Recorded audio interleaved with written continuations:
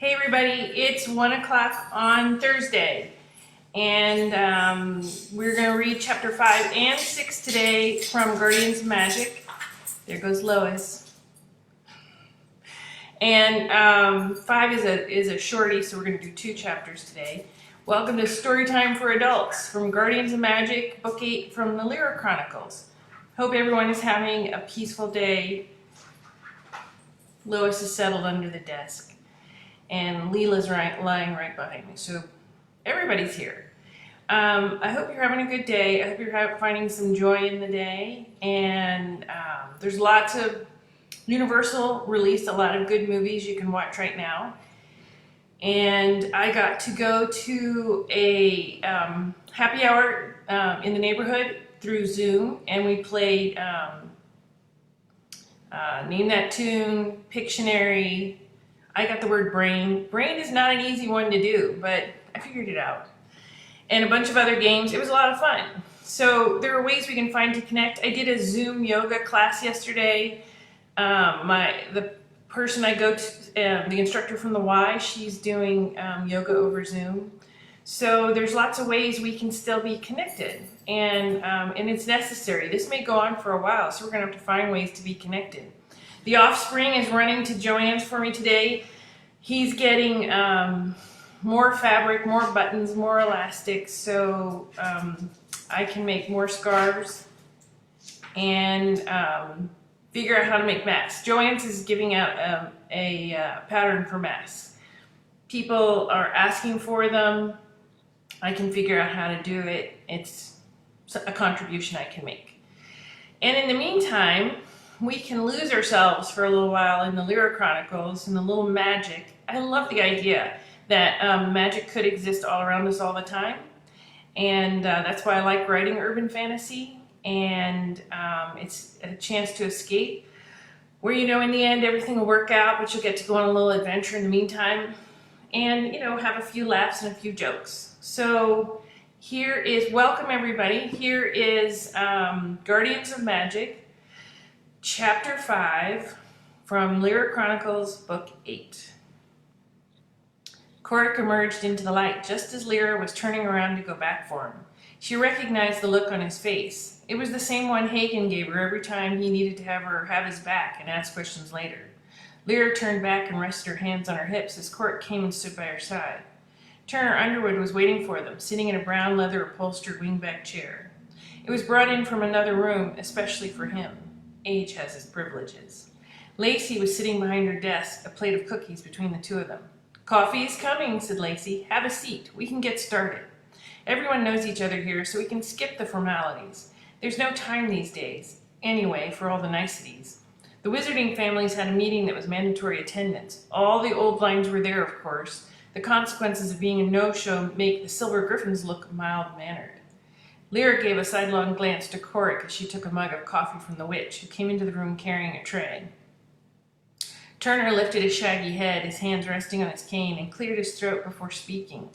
"It was quite the performance, I hear. Fortunately, we have a few spies of our own who are willing to serve the greater good, or at least the side that isn't interested in pummeling humanity into submission. But we needed you both here for a reason." Turner looked at Lyra with a patient, kind smile. Lyra sat back in the hard wooden chair, her hands wrapped around the mug, the bracelet sliding down her wrist. This isn't going to be good. Their star attraction for the meetup wasn't even invited. Turner tapped his cane softly against the floor. "That would be you, Lyra. Your name and face were taught to every attendee. They see you as their greatest threat to securing their power. Not to sound braggy, but that's not news exactly. That wizard who got dragged to the other side, he's one of their own, isn't he? He was the head of the entire network. Their leader of many years and thought to be invincible. Till you.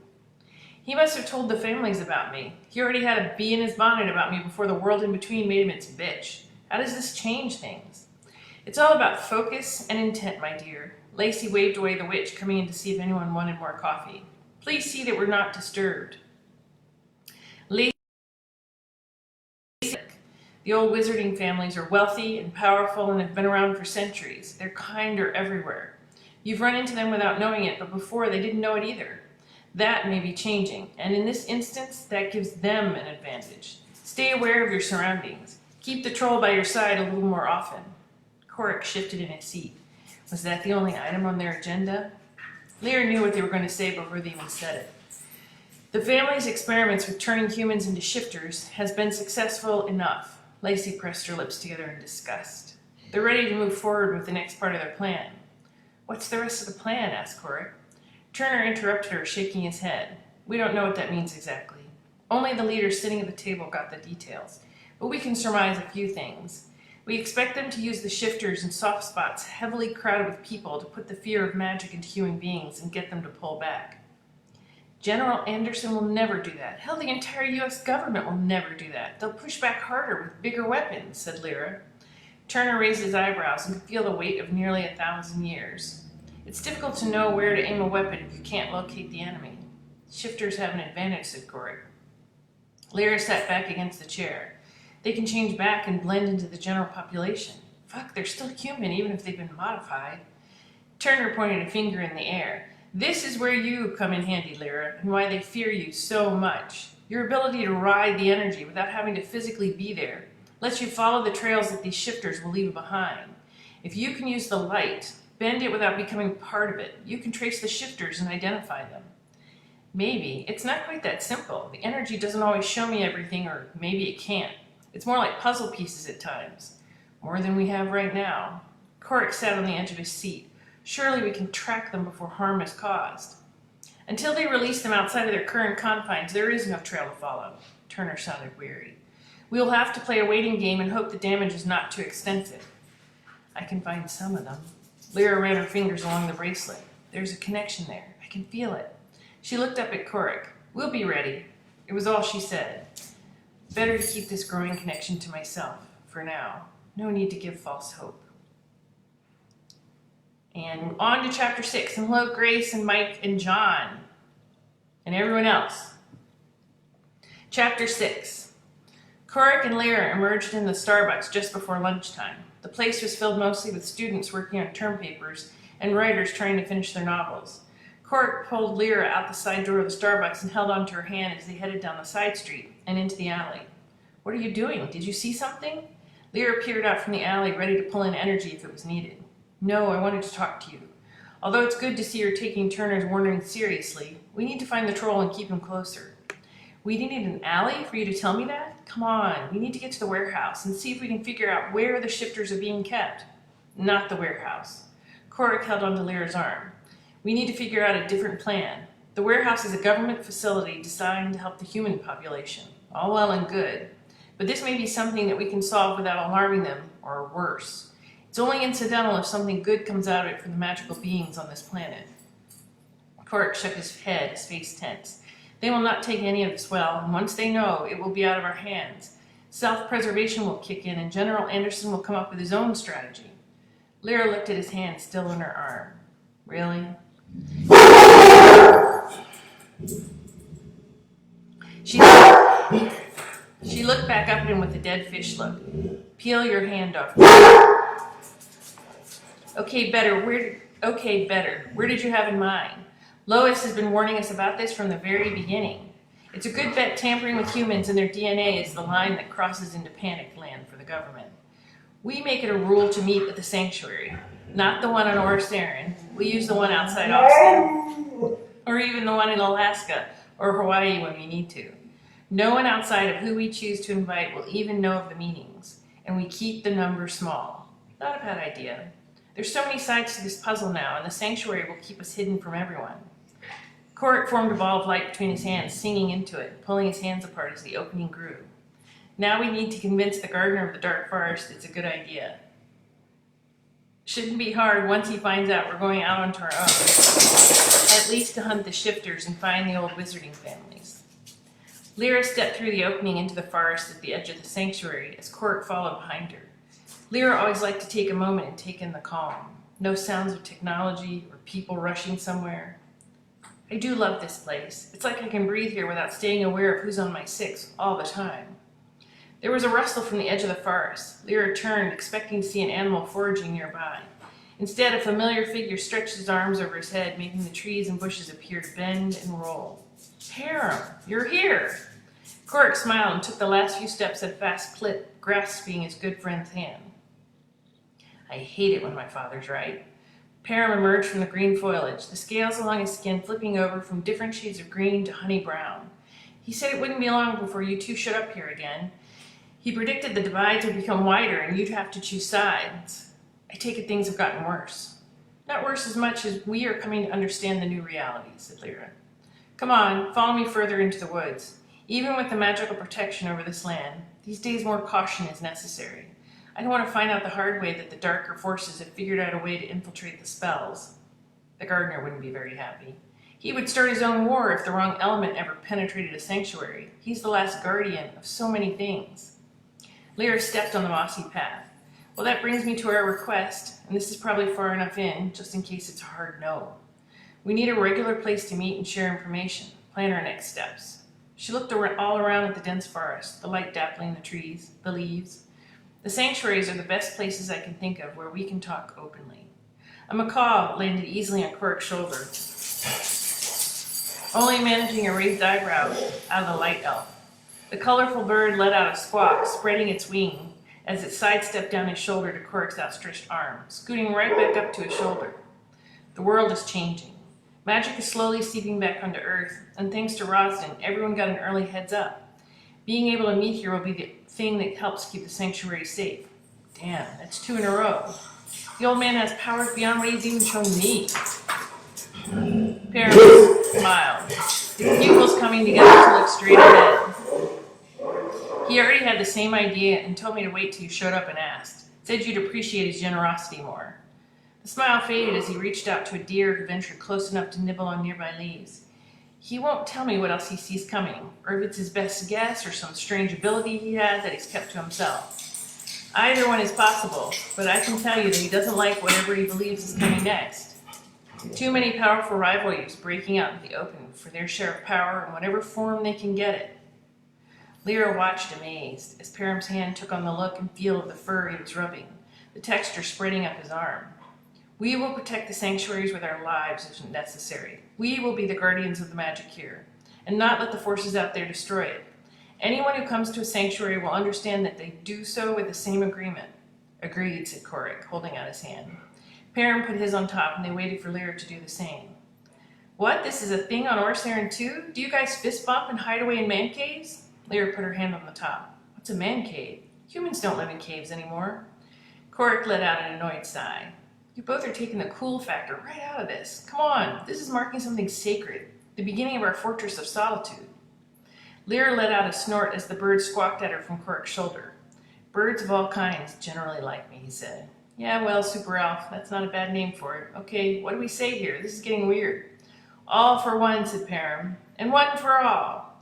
Our 2 worlds are more aligned than people realize. Lyra flexed her fingers, feeling the tired muscle of a nearby bionic animal. She could feel it slowly settling down to rest. Too bad coming together is turning out to be a shit show so far. Not everything is written yet. Things change quickly these days. We may make a difference yet. Korik held out his arm for the bird. The macaw spread its wings, pushing down as it took flight, rising above the canopy and letting out another loud squawk before disappearing from view. We should be going. Till we meet again, my friend. Param startled at Korik's words and started to say something but stopped himself. I should tell him about Sonia. We're old friends. Lyra watched the bird fly away, feeling a momentary peace. May it last. She felt the magic stir in her feet, a thin sliver of it riding up her spine, responding to her emotions. The skin along her chest was flushed as she breathed harder. The bionic animals are nearby. The words slipped out.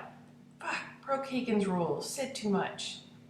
Korik wasn't even subtle about it. He reached out and grabbed Lyra's arm, letting the energy flow through him as the bracelet jangled on her wrist. The connection is growing. You can sense when they're around. He looked her up and down, feeling some of the same connection. If one of these animals is killed, I will feel their pain, but I won't die. I hope. And it seems to have a limit to the distance. I can't feel anything if they're not close enough, close like within a mile or 2. That's why the magic sought out that shifter. Korik was putting 2 and 2 together pretty quickly. He searched her face to see if she was trying to keep something from him. You suspect the same thing, don't you? His stomach turned sour as Lyra gave a hard nod. I didn't know for sure. There was no point in making a pronouncement with no field testing. Field testing. His voice rose to a shout as Param took a step back, and the branches above rustled with the sounds of animals and birds moving further away. The deer Param had been petting spooked and ran quickly through the woods as other deer poked their heads out to get an idea of the danger and quickly followed suit. From the first damn day I was ordered to help you, you drilled it into me how important it was for two beings who work together to trust each other and tell each other everything. No fucking secrets. I believe those were your exact words. Ordered to help me. Lear's expression was strained, and anger was quickly replacing a sense of peace. That didn't take fucking long, but it's leaving in a way I didn't expect. Less weaponry, but still hurts. That's the first thought on your mind? I think this is not my fight, so... Param turned to go, but no one else seemed to notice, as Court cut him off, still shouting, waving his arm. After everything we've been through, that's where you go. Do you trust me or not? Param glanced back over his shoulder at his friend as he muttered, He has got it bad, elf bad, last 1,000 years bad. Good for him, poor bastard. He smiled as he slipped further into the forest, the scales along his skin flipping to match his surroundings. He could still hear the shouting as he blended into the background, whistling to the songbirds nearby, any guilt about Osonia floating away. Fuck me, of course I trust you, but I didn't want what? There's no half measures with trust. You're either all in or you're playing games. I didn't want to see you hurt again. The words came out in an angry rush. The image of Korik lying on the battlefield close to death flashed in her mind. She stood there defiant, her hands on her hips, determined to win this one. Korik shook his head. Enough. Enough what? She raised her chin, waiting. I would have told... Korik grabbed Lyra by the opening to her leather jacket, pulling her close and pressing his mouth eagerly against hers, letting his tongue glide against her teeth. Lyra stiffened at first, her arms out to the side, but she quickly gave in and wrapped her arms around his waist, gently biting his lower lip. The energy swept up through her feet, swirling inside of her and rushing from Lyra to Korik, sweeping around them, lighting up their corner of the forest, sending a beacon into the sky. Param was already a distance away and saw the light pushing through the thick canopy. Now that's interesting. Good for you, my oldest friend. Lyra pulled back from Korik, looking at his face and resting her hand against his cheek. This is not the best timing, she said, as the light continued to swirl around them. We still have a few assholes to go take care of. If this is your unique way of saying you're all in, I'll take it. Lyra let out a short laugh and rested her head against his chest for a moment. She let out a deep breath as the peace returned to her, and she pulled back, the light dying down and the magic swirling in reverse, back into the ground. That was a badass kiss, Super Ralph, she whispered, her hand still on his chest. Really does make opening day of your forest of solitude kind of special. He reached down and gently kissed her again. We need to go. Lyra slowly stepped back from him. We need to... She let out a deep breath. Fuck. Stick to the singleness of purpose here. She held up her hand. Making out with you is not it. Not yet, anyway. We have to go save the fucking world first. Then we figure out what this means. Lyra headed out of the forest before her good intentions faded away, the rush of energy making her feel lightheaded and her heart beating a little faster. Korik caught up with her easily, pushing aside a branch. That's right. Erica was sent away when you were still pretty young. I can explain it to you if you like, even show you in more detail. What do they call on this planet? The birds and the bees? Very funny. How long have you been waiting to do that? I wasn't the only one holding back bits of pertinent information. Hit me in the moment. Hey, now that we have a place to meet, we should form our own magic league. You really have to make more friends here than just the troll. You sound like you hang out in a comic book shop all day. I think Yumfuck actually has more friends than you do. They came out into the open field at the edge of the forest. The day was a bright blue with a light Texas wind rustling the long grass. I'd hold your hand, but I know you well enough to know you'd rather run down a felon. Oh, dear God, you suppose right. Now you're just messing with me. Where's a good gun battle when you need one? Korik let out a snort of laughter and formed a ball of light in his hands, singing into it as he pulled it apart, creating a portal that opened up into her living room. Feeling cocky, opening portals to go such a short distance, said Lyra, stepping through into her living room. At the last moment, she reached back and held out her hand for Korik, giving him a crooked smile. He took her hand tightly and stepped through back into the guest house. You two look a little too happy. Mara sat up on the edge of the couch, cocking an eyebrow. She tilted her head. Good day? Lyra startled, squeezing Korik's hand as she let it go. Nana, what are you doing here? We have to finish planning your mother's bridal shower, remember? Mayhem can take a back seat for a moment. And whatever you two are up to, don't bother protesting. It's about fucking time. I thought I was gonna have to sit you both down. Well, Lyra could use a few pointers on. Lyra jabbed him hard in the ribs with her elbow as Korik shrugged. Just trying to help. At last, a little happiness in this house. Protect it like a precious flame, you two. There are forces that will test it. Now come help me pick out a theme for the shindig.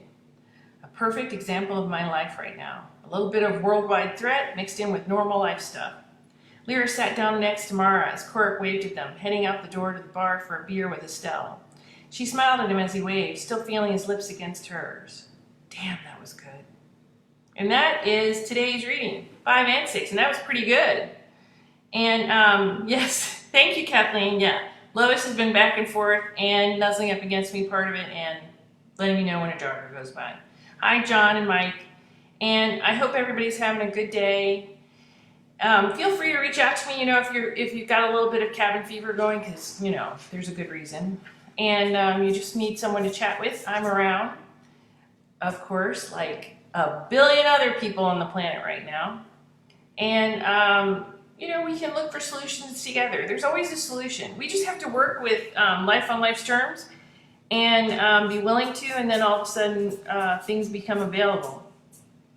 So we'll do chapter 7 tomorrow and then take a break for the weekend. And I will be trying out my sewing skills again. Wish me luck. And I hope you find a little peace and joy today. I love you all, and I will talk to you soon.